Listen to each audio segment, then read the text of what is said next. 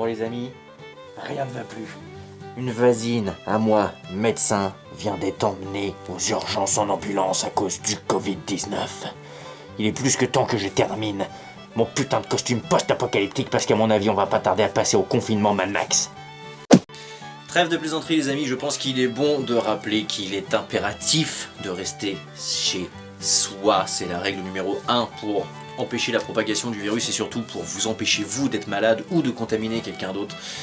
Je pense qu'on le répétera jamais assez parce que visiblement il y a encore beaucoup de mes concitoyens qui ne comprennent pas ce qu'est un confinement, hein. On va pas se mentir qu'ils sont cons comme leur biais. Mais oui c'est clair. Donc restez chez vous, je vous le dis, tapez-vous déjà l'intégralité de mes vidéos, ça vous fera une bonne journée voire deux de passer.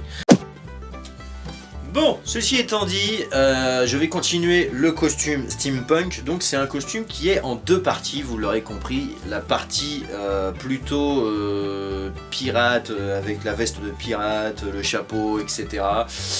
Le t-shirt qui va avec et tout. Et même en trois parties, il y a aussi la partie guerrier avec le plastron épaule que j'ai fait. Plus les deux bras... robotique avec des armes intégrées dessus, et la troisième partie qui est celle-ci qui est pour le moment ma préférée, celle que je vais continuer, qui est plus aventurier, on va dire, un petit aventurier steampunk, style un voyageur du futur qui voyage dans le temps. Et quoi de mieux pour un aventurier que d'avoir une ceinture d'alchimiste dorsale ou pectorale, je sais pas comment on dit. Le seul problème c'est que bien évidemment qui dit confinement dit matériel qui commence à s'épuiser et je commence à taper bien dans les réserves là, donc on va essayer de faire ce qu'on peut avec ce qu'on a. Et profitez bien de cette vidéo parce qu'après je vais repartir sur quelques vidéos pour activités d'enfants avant de revenir sur des vidéos de la chaîne. Donc voilà, ça sera une trilogie on va dire, celle-là avec les deux qu'il y a eu avant. Et après on repartira un peu pour les enfants. Donc comme je le disais, on va continuer ce costume. Donc cette partie là, cette chemise va être totalement sacrifiée, hein, j'ai déjà coupé une manche pour le costume. Il y a la veste qui va avec, qu'on a déjà pu voir dans certaines vidéos, qui a aussi la manche coupée pour le bras robotique. Et le plastron pas le plastron mais la ceinture pectorale que je vais faire, pour être sûr qu'elle ne bouge pas étant donné que je vais la faire avec des tapis de gym. Je vais venir mettre un velcro sur la chemise et un velcro aussi sur le haut de la ceinture pour être sûr que ça bouge pas parce que sinon ça va être chiant. Donc voilà, ça fera vraiment partie intégrale du costume. Pour la base, je vais utiliser donc un tapis de gym. Je vais sacrifier un des plastrons, veuillez m'excuser, que j'avais fait à l'époque parce que j'ai plus du tout de mousse tout simplement et j'en ai besoin. Et puis souvent il est moche donc je le mettrai jamais. Et le reste va être fait à la feuille de mousse et engrenage, etc. comme on fait d'habitude. J'espère que ce petit tuto vous plaira, j'espère que vous êtes bien confinés sagement chez vous. Et c'est parti!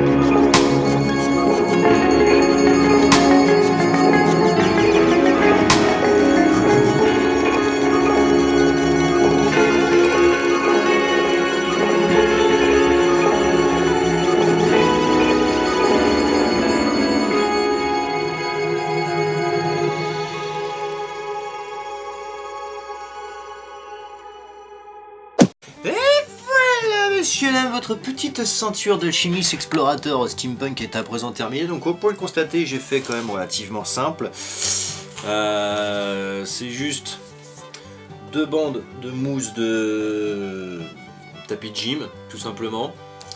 Une petite épaulette, toute simple, sur laquelle j'ai mis un rond tout simple avec des espèces de schémas bizarres d'alchimiste.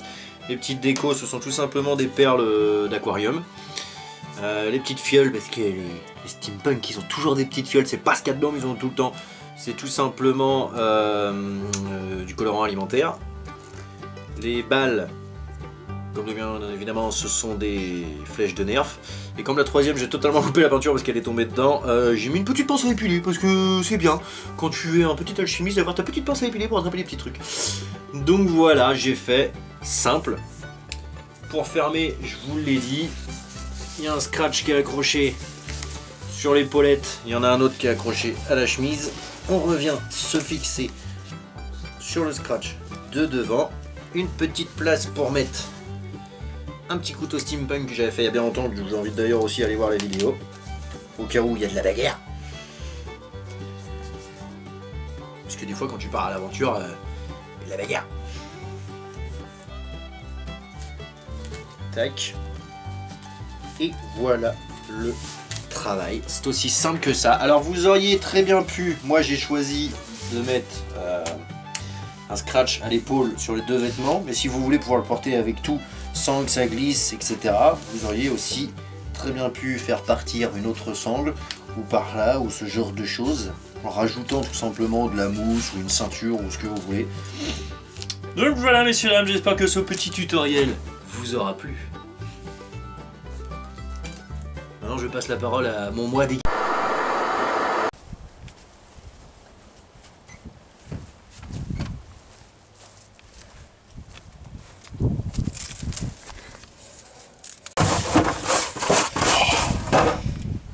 Il est là.